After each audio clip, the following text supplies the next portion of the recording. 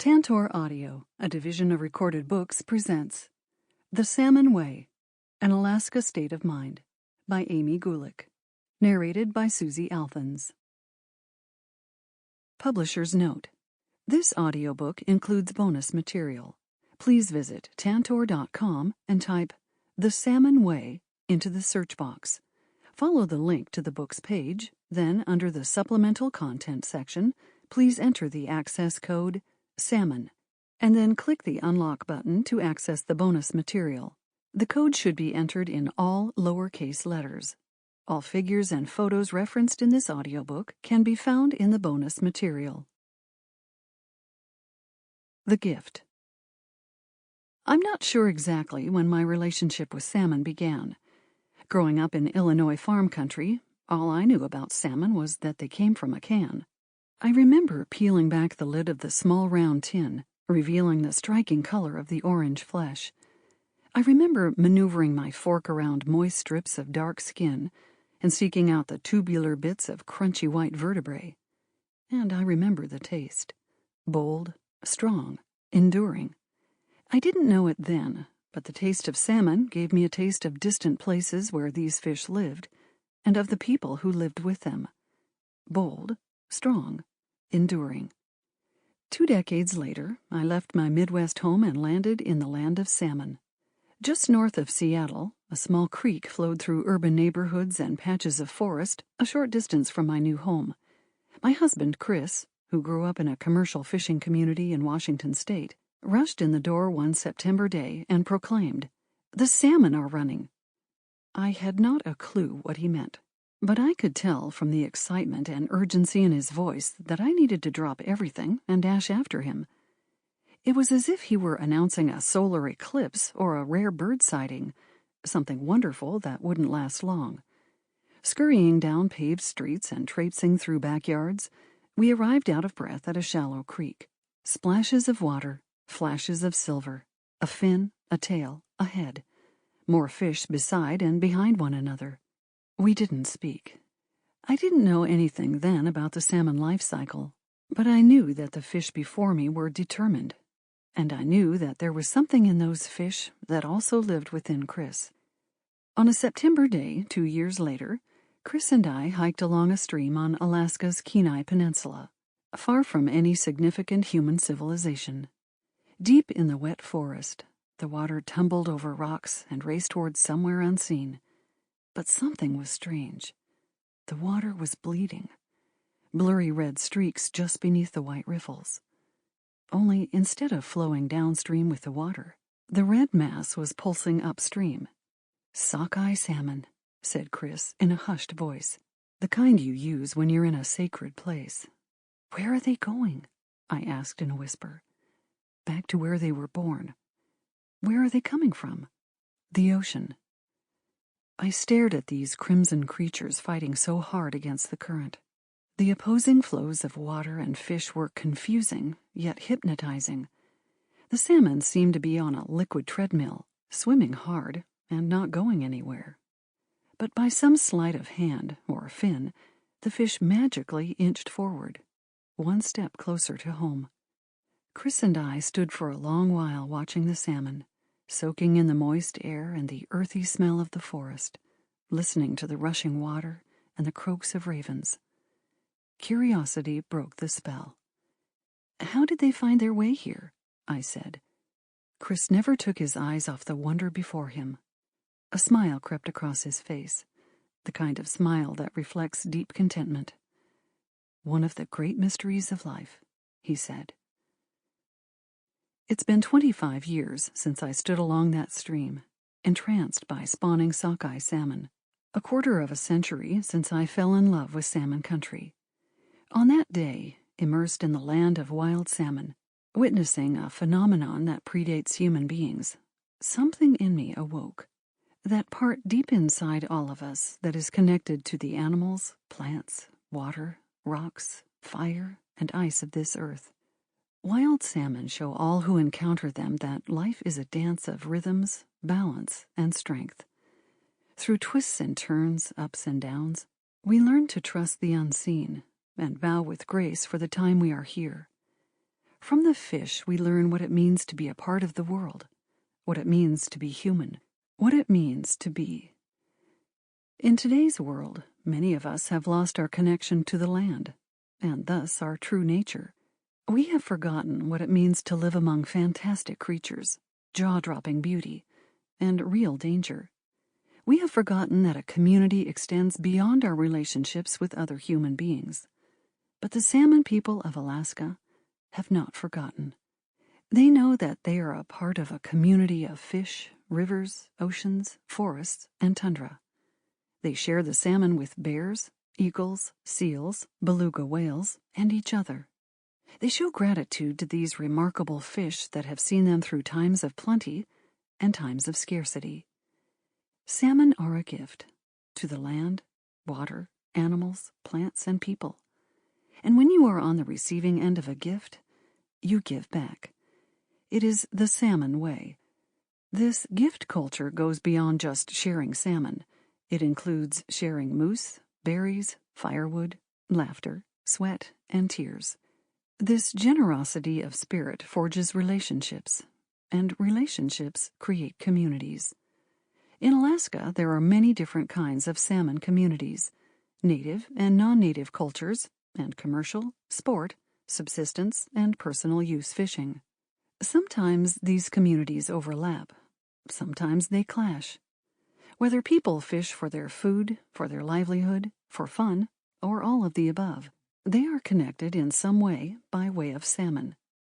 Intrigued that there are still places where people are an integral part of a salmonscape, I set out to explore the web of human relationships that revolve around salmon in Alaska. Regardless of where I went or whom I met in Alaska salmon country, I learned that the common bond among people of wildly different backgrounds is their deep connection to these remarkable fish. This book honors and celebrates the salmon people of Alaska, who share with me their ways of life, their homes, and their hearts. Everywhere I went, whether I met with people for 10 minutes or 10 days, I left with salmon in my hands, either dry strips in a Ziploc bag, frozen fillets in a vacuum-sealed pouch, or smoked chunks in a glass jar. A stranger in their land, I was struck by the generosity that the salmon people showed me. Salmon brought us together, helped us speak a common language, and bridged our differences. I learned that while Alaskans may have differing relationships with salmon, and not everyone agrees on how best to conserve the fish, everyone wants the relationship to continue, forever. Over the past 25 years, I've learned that there were once great salmon communities and cultures facing both the Pacific and Atlantic Oceans. Throughout much of northern Europe, salmon-filled rivers were once common. The Rhine River, flowing more than 700 miles from its headwaters in the Swiss Alps and emptying into the North Sea, once supported bountiful runs of Atlantic salmon, which made their way into Roman markets. In the British Isles, salmon was a staple, so much so that people grew tired of eating it. Labor agreements in England and Scotland purportedly prohibited the serving of salmon to workers more than 3 times a week, an indication of the available abundance. Although the natural history of salmon was not fully understood many centuries ago, the basic biological premise of perpetuating salmon runs was known. Enough adult salmon had to reach their spawning grounds, and enough juveniles had to reach the ocean. As early as AD 1030, the first recorded salmon fishing restriction was recorded by a Scottish king, and many proclamations and rules were created in the following centuries to conserve salmon. But by the mid-1800s, Atlantic salmon were in short supply throughout much of Europe. By 1960, they were extinct in Belgium, Germany, the Netherlands, and Switzerland, and severely depleted in Denmark, Finland, France, Portugal, and Spain. This once plentiful fish now exists as a shadow of its once glorious self in Iceland, Ireland, Norway, and Scotland. The story repeats itself on the other side of the Atlantic Ocean, where salmon were once abundant along the shores of New England north to Newfoundland and Labrador. Westward expansion across North America brought the same sad story to the Pacific Northwest, where the staggering runs of Pacific salmon in Northern California, Oregon and Washington, and parts of British Columbia are now scraps of their former selves.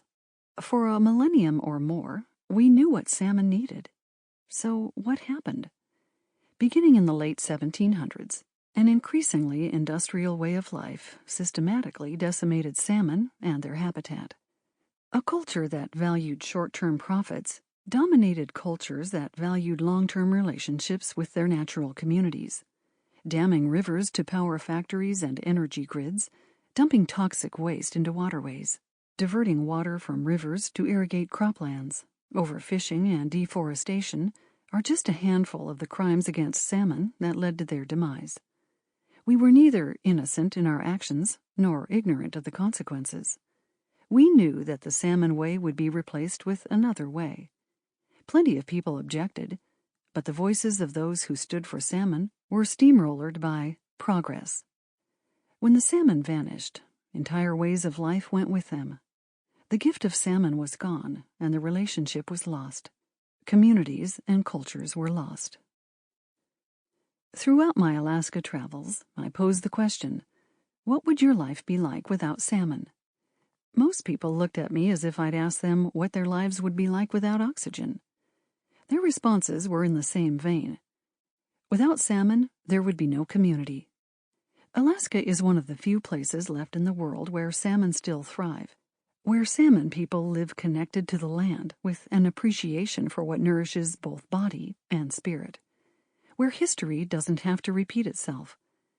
That wild salmon endure in Alaska in the 21st century is a testament to their resilience and their habitat remaining largely intact.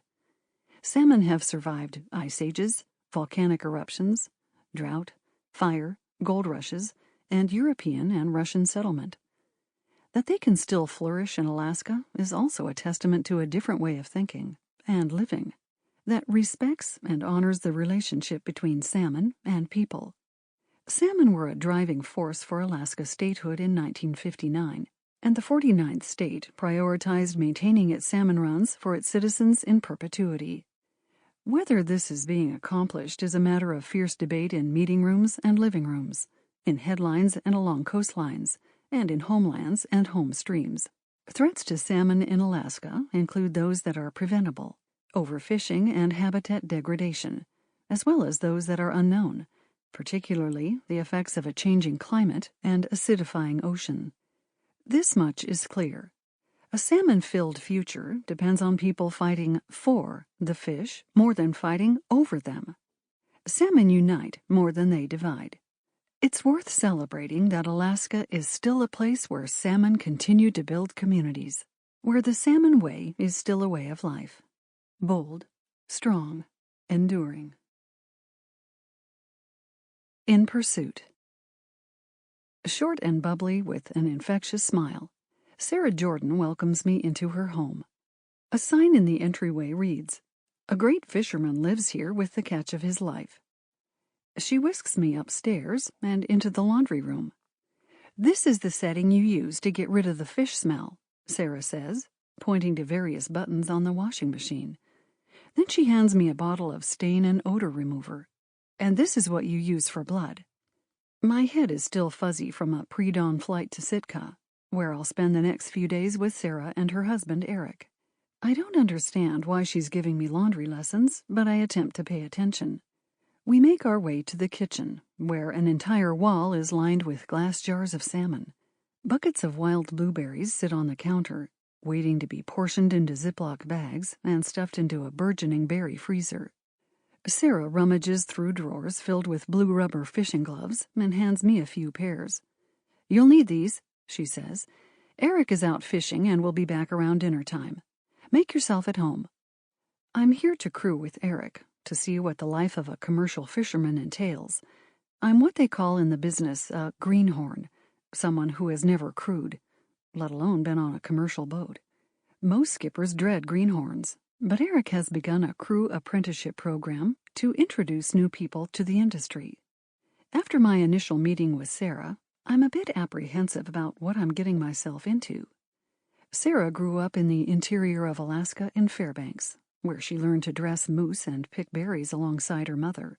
She and Eric met in 1970 as college students at the University of Oregon, drawn to each other in part because of their shared Alaska roots. Married in 1973, the couple settled in Sitka, raised 2 sons, and now have 4 grandchildren. For 26 years, Sarah taught music, math, and science to elementary and middle school students. And for 40 years, she spent her summers commercial fishing alongside Eric. I remember our first season fishing together. How excited we were when we bought his and her gaff hooks, she says, with the giddiness of her once 20-something self. Now, at age 66, Sarah is retired from both teaching and fishing. She provides onshore business support for Eric, but no longer fishes on the boat. I ask Sarah if she misses being on the water, and she tells me she got tired of being seasick. I am stunned. I've always assumed that people who work on boats acclimate and don't suffer from seasickness. I know firsthand how debilitating seasickness can be, and can't imagine having to work when your entire body rebels against your will to live. If it were me, I think I would have found a different way to spend 40 summers. My admiration for this rough, spunky senior soars. Eric arrives home, and I feel his presence before I see him. A slam of the front door shakes the house. Footsteps coming up the stairs vibrate the floor, and a raspy shout to Sarah announces he had a good day. Emerging at the top of the staircase, Eric fills the room. Standing 6'3" and weighing over 300 pounds, with a thick, dark mustache and round, balding head, he is an imposing figure. Possibly intimidating, I think to myself. "You're gonna love fishing," he says with a throaty laugh and a smile as deep as the ocean. Eric was born to fish. In 1946, his Norwegian father swept his mother off her rural Iowa feet, and the newlyweds spent their honeymoon on a steamer bound for Alaska. Following their dream, they bought a small salmon trawler and started commercial fishing. Eric was born a few years later and joined his parents on the boat before he could walk.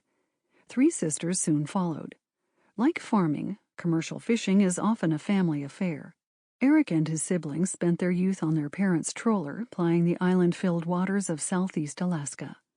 At 66, he's fished his whole life, with 4 decades under his belt as captain of his own boat. In 2007, he received the Highliner Award, a prestigious honor from National Fisherman magazine that recognizes commercial fishermen who have made significant contributions for the betterment of the industry. He served on countless boards and advisory committees, including the North Pacific Fishery Management Council, the Alaska Board of Fisheries, the Sitka Fish and Game Advisory Committee, and the Alaska Marine Conservation Council. Tomorrow, I will fish with a legend. Up before dawn, I don my extra tough boots, grab my oilskins and Sarah's blue gloves, and hop into Eric's red truck, where he's waiting with the engine running. Fish wait for no one. A big part of commercial fishing is that you grind away. You gotta show up, gotta be there, put in the hours, push the weather sometimes, Eric says, as we wind our way through empty streets to the harbor. But more important is making the decisions where to be, when to grind, when to hold 'em, when to fold 'em. Every fisherman has to decide when to stick and stay and make it pay, or put on their running shoes and go somewhere else. We pull into the A&B Harbor parking lot and cut the engine. Eric checks his phone. A text from a friend who is already out on the fishing grounds reads, "Mega fish, but none biting." Not a promising start to the day, but Eric doesn't see it that way. "I'm an incurable optimist," he says, gazing out the window toward the water. "To make a living as a commercial fisherman, I have to believe that every day I go out, something will be biting somewhere." As I open the truck door, Eric turns to me with a solemn look that commands my attention. "Amy," he says, "my first responsibility is to bring you back safe and whole, and your responsibility is to help me do that." As with Sarah's laundry instructions, I'm not sure why he's telling me this. We lumber down the dock, Eric greeting other fishermen, and step aboard the fishing vessel I Gotta, his 35-foot trawler. Built in 1977, Eric acquired it from his parents a decade later. His deckhand, Catherine Klesmeyer, is stowing gear and preparing the boat. She shows me where the survival suits are and has me practice putting one on. I squeeze into the large red-hooded neoprene suit and pull the heavy zipper up over my nose. I'm pretty sure that if I need to get into this thing for real, I might suffocate before I drown. Catherine unties the mooring lines, and we motor into the harbor. Chugging along the channel's no-wake zone, we pass the seafood processing plant humming with activity, the Alaska Native Brotherhood Hall extending over the water, and a hotel and marina. Just ahead is the O'Connell Bridge, which connects Sitka's 9,000 residents on Baranof Island to the airport and Coast Guard station on Japonski Island. But for boats, the bridge is the gateway between civilization and the open ocean. We pass through this portal into the wild. On the port side, forest-cloaked and snow-capped mountains shoot up out of Sitka Sound. On the starboard side, the swells of the outer coast stretch to the horizon, broken only by Mount Edgecombe, a looming volcano streaked with veins of snow on distant Kruzof Island. The water sparkles on this sunny August day, unusual for this soggy part of the state. It's a picture postcard scene that entices many visitors to Alaska. On our way to the fishing grounds, Catherine readies the gear. At 23, with a slim athletic build, long blonde hair, and an ultra-bright smile, she seems better suited to a cheerleading uniform than a rubber rainsuit. But I soon learned otherwise. Raised in Fayetteville, Arkansas, Catherine ventured west to Whitman College in Washington State, earning a bachelor's degree in environmental humanities with an emphasis on creative writing. She came to Alaska on a writing fellowship offered by Sitka's Island Institute, where she met Eric through the organization. She's been crewing on his boat since April and can do just about anything that needs doing. She's as strong as a wrestler, with the stamina of a long-distance runner. Good qualifications for a crew member, or anything else she's going to be in her life. Using her strength and multiple pulleys and ropes, Catherine lowers the 4 long steel fishing poles into position on the fishing vessel Igata. Each pole has a weighted line, to which multiple short lines, called leaders, are attached. Each leader has a lure with a hook and a flasher, a long rectangular piece of shiny plastic. The boat motors slowly through the water, dragging all 4 lines. The flashers mimic adult salmon in pursuit of food, and the lures mimic baitfish. The target species of salmon determines the number of leaders, the type of lure and flasher, and the gear depth when fishing. It can seem like an inefficient way for a commercial fisherman to catch a lot of fish. Salmon trollers pride themselves on delivering the highest quality fish, and the gear has a lot to do with this. Unlike gillnet or seine fishermen, who use nets to catch salmon, trollers use hook and line. Troll-caught fish are landed live, one at a time. What a troller lacks in quantity compared to a net fisherman, he makes up in quality, because troll-caught fish command the highest prices. With the gear in the water, it's not long before we're into the fish. The bow poles bend, and Catherine and Eric lower themselves into the cockpit, the pit, at the stern of the boat, so they're standing at waist level with the deck. It's much safer to work this way than to stand on top of a rocking boat deck. Using hydraulics to pull up the lines, they begin landing chum salmon. The fish are live, strong, and not happy to be attached to a hook. They thrash, slap, flop, and slide across the deck. Eric instructs me to watch out for other boats and let him know if we get too close to any. I stay in the wheelhouse and watch the Sitka troller fleet surrounding us. There are at least 100 boats within a 1.5-mile radius.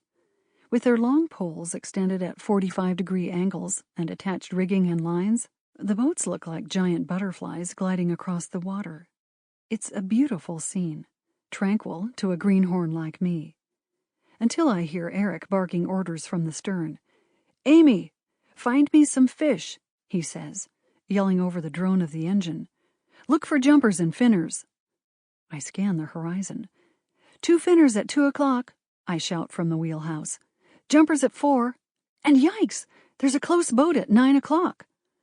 Eric barrels into the cabin and steers us away from the boat and into the fish.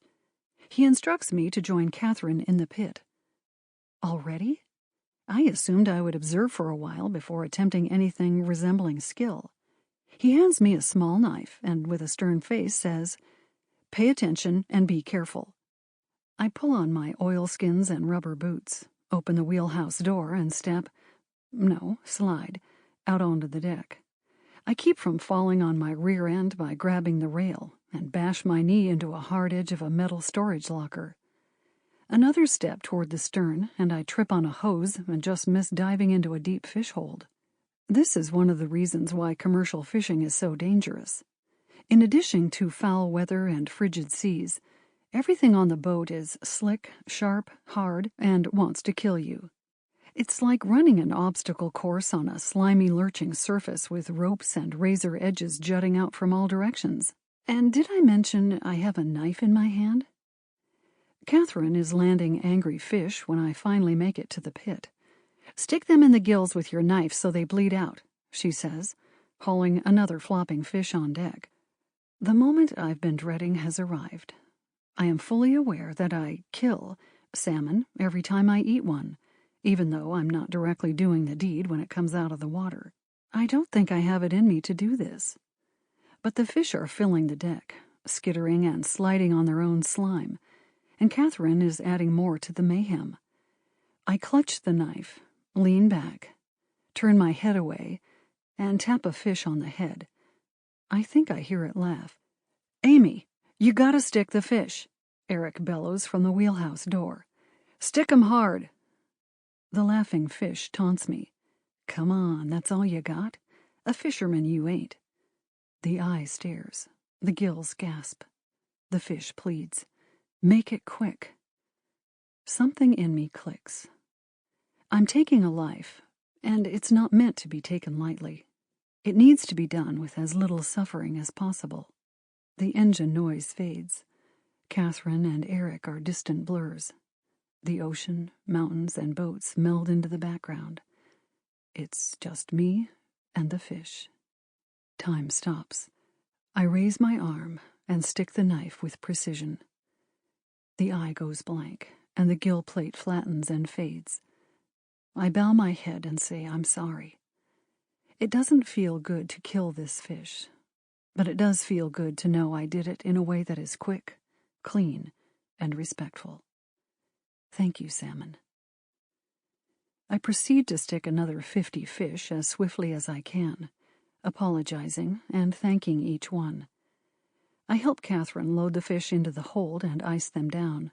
As I hose the blood and slime from the deck, she sets the gear back into the water. We duck into the wheelhouse, and I discover that I'm covered in blood and sticky fish scales. Now the laundry lessons from Sarah make sense. I plop down on a bench, spent. Eric scans the water while tying blue bugs, lures targeting chum salmon. He reads my mind when he tells me that trolling can be tedious, hard work pulling in fish one by one. But there's something about looking each fish in the eye and touching each wondrous being that he loves. Like a romance, my relationship with salmon is complicated. I love 'em, but I kill 'em, he says. These are magnificent creatures who have their own romance. They pair up on the spawning grounds, they court each other, fight to be with each other, have their own laws they live by. They have certain food they prefer as well as red sites. They school, jump, and frolic. His voice is tender and filled with admiration, as if he were talking about loved ones. There's a personal connection when you handle each fish, and also a consciousness that you're taking a life and it needs to be done with respect. How you catch it, dispatch it, and bleed it. How you dress it and get the maximum quality product for eating it. Our whole life system is eating other living beings, whether it's a plant or an animal. I love these creatures and have spent a lifetime working to conserve them. But I'm a predator, and my life is about pursuing these wonderful fish. Sometimes I have a bit of dissonance. How can I appreciate them so much and yet take their lives? I think about it, but I still go get 'em. It's time for us to get more fish. Eric checks his phone. Plenty of text messages from fishermen asking each other if and where they're finding fish. I'm surprised at the cooperation among competitors. Eric tells me stories of the lengths that fishermen will go to outfox one another, buying out the town supply of hot lures so that others can't use them, claiming that a lure fishes well when it doesn't, so that everybody is fishing with gear that doesn't catch, or planting rumors to confuse the fleet about where the fish are at any one time. His voice... Sample complete. Ready to continue?